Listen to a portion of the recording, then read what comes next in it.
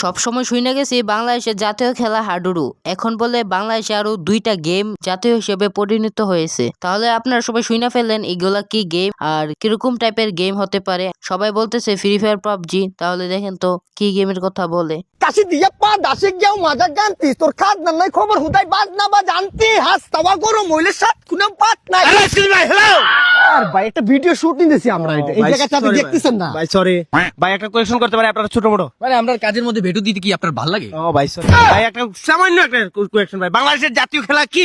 Hacker hacker ইয়া কি কইমু আমরা যে দেশটা রিপ্রেজেন্ট করতেছি, এই বাংলাদেশটা যে আমরা রিপ্রেজেন্ট করতেছি, আমরা কতটুকু নিম্ন হইলে এই প্রশ্নটা করতে পারলো?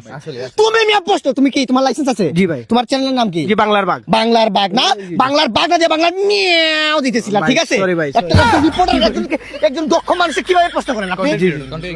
কন্টেন্টারে কিভাবে প্রশ্ন করেন? ও ভাই সরি ভাই, একটা বাংলার সামান্য একটা প্রশ্ন ভাই, বাংলার বাঘ থেকে ভাই, বাংলাদেশের জাতীয় খেলার নাম কি? আর কি বাংলাদেশের জাতীয় খেলার নাম একেবারে ইজি কোয়েশ্চন। এটা আমি যদি বলতে লাগে আমার নিজের একবার ছোট মনে হইব। Very small country. বাংলাদেশের জাতীয় খেলা হচ্ছে ফ্রি ফায়ার।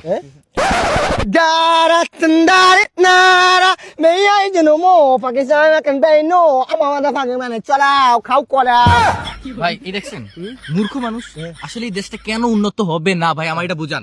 বাংলাদেশটা কত বড়, জাপানটা কত ছোট, কিন্তু ওরা উন্নত কেন? কেন ভাই? কারণ ওরা বড় হলেই মানে জন্ম নেওয়ার সাথে সাথে ওদের হাতে বই দে, ফোন না। ও ভাই, বাংলাদেশের মানুষের ছোট থেকে বড় মানে হওয়ার সাথে সাথেই একটা মোবাইল ধরায় দেয়, ওরা মোবাইল ধরায় দিছে। এই জন্য তো এই সিলে একটা বিষয় জানে না বাংলাদেশের জাতীয় খেলা কি।